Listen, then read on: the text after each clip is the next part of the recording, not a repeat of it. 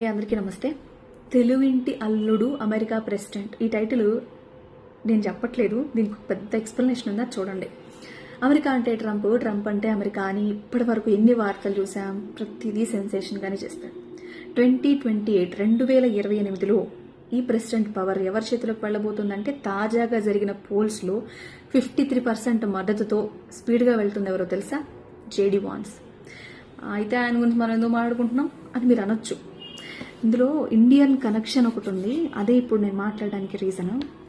ఏంటి అంటే JD Vance అమెరికనే అవ్వచ్చు, కానీ తన వైఫ్ భార్య ఉషా చిలుకూరి మన తెలుగు అమ్మాయి అవ్వడమే. ఈ విషయం మీలో ఎంతమందికి తెలుసు? తను ఆంధ్రప్రదేశ్లో కృష్ణా గోదావరి జిల్లాలో బేస్ ఉంది, అంటే ఒకనొక టైంలో ఉన్నారని అర్థం.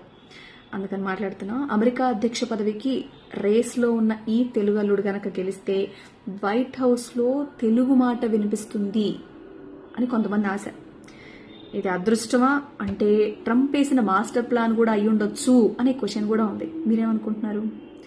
అంతేకాదు, భారత్ని అమెరికాకు బెస్ట్ పార్ట్నర్గా చూస్తాడు వాన్స్. మన దేశానికి అతను ప్లస్ అవుతారా లేకపోతే మైనస్ అవుతారా? ఇప్పటికే ఇక్కడ నిరసనలు, అక్కడ పొలిటికల్ గెయిన్స్, వీటి మధ్య వాన్స్ గ్రాఫ్ ఎలా పెరిగింది? ఒకవేళ 2028లో ఇతను గనక ప్రెసిడెంట్ అయితే ఇండియా అమెరికా రిలేషన్, మన బంధం ఎలాంటి టర్నింగ్ తీసుకుంటుందో అనేది ఎన్నో క్వశ్చన్స్, డిస్కషన్స్ చాలా మంది చేస్తున్నారు. అయితే ఇక్కడ ట్రంప్ వారసుడిగానే జేడీ వాన్స్ అమెరికాని లీడ్ చేయగలరు అని మీరు అనుకుంటున్నారా? అదే అసలు పాయింట్ కదా. మన తెలుగింటి అల్లుడు ప్రెసిడెంట్ అవ్వడం అనేది నిజంగా మనకి గర్వకారణం అయ్యే అవకాశం ఉంటుందా? కొంచెం ఆలోచించి మీరేమనుకుంటున్నారో మీ అభిప్రాయాన్ని తెలియజేయండి. బాయ్.